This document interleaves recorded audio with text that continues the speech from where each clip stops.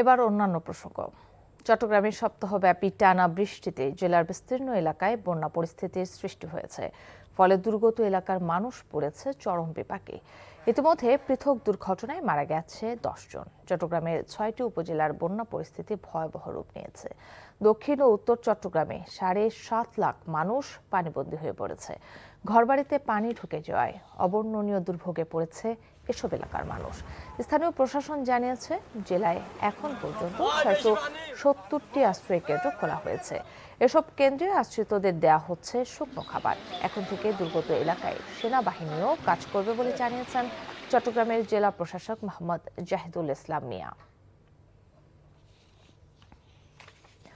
বন্যা পরিস্থিতির খবর জানতে যাচ্ছি সুনামগঞ্জে। সেখান থেকে সরাসরি যোগ দিচ্ছেন স্টাফ করেসপন্ডেন্ট দেওয়ান গিয়াস চৌধুরী। গিয়াস, বৃষ্টি ও বন্যায় কি পরিস্থিতি দেখছেন এবং এই অবস্থায় আবহাওয়া অফিস ও পানি উন্নয়ন বোর্ড কি বলছে?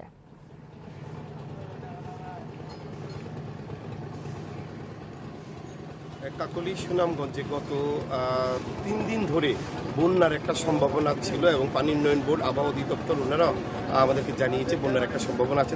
2-3 দিন ধরে একটা গোমটে ভাব আছে সুনামগঞ্জে যে বন্যা হবে হচ্ছে এরকম একটা অবস্থা। তবে আপনি জানেন যে সুনামগঞ্জে একটা বন্যা প্রবণ এলাকা এবং প্রায় প্রতি বছরই বন্যার কবলে সুনামগঞ্জের মানুষ পড়ে। তো এরকম একটা খবরে সুনামগঞ্জের মানুষ উৎকণ্ঠায়, আতঙ্কে এবং দিন কাটাচ্ছেন। তারা যেটা বলছেন যে যেহেতু বন্যায় যান মাল এবং জিনিসপত্র নিয়ে মানুষের দুর্ভোগের শেষ থাকে না, সেই জন্য মানুষজন একটা উৎকণ্ঠার মধ্যে আছেন, কখন বন্যা আসবে, কিভাবে আসবে, এইটা নিয়ে সারাক্ষণ জানার চেষ্টা করছেন। কাকলী, আপনি যদি জানাই যে সুনামগঞ্জ পৌরসভার যত কর্মকর্তা কর্মচারীরা আছেন, বন্যার সম্ভাবনা থাকায় তাদের যে ছুটি ছিল সেগুলি সব বাতিল করা হয়েছে এবং তাদেরকে দায়িত্বে থাকতে প্রশাসনের পক্ষ থেকে নির্দেশনা দেওয়া হয়েছে। তবে এখন পর্যন্ত সুনামগঞ্জের কোথাও বন্যা পরিস্থিতির সৃষ্টি হয়নি। সুনামগঞ্জের সীমান্ত এলাকা তাহিরপুর সুনামগঞ্জের যে আঞ্চলিক সড়কটি আছে সেখানে আনোয়ারপুর, শক্তিয়ারখোলা এবং দুর্গাপুর নামক স্থানে পানি উঠে যাওয়ায় সেখানে যান চলাচল বিঘ্ন ঘটছে এবং কোথাও কোথাও যান চলাচল করতে পারছে না। সীমান্ত এলাকার কিছু কিছু নিম্নাঞ্চল প্লাবিত আছে। এখন পর্যন্ত বন্যা হয়নি, কিন্তু যে কোনো সময় একটা বন্যার পূর্বাভাস আছে।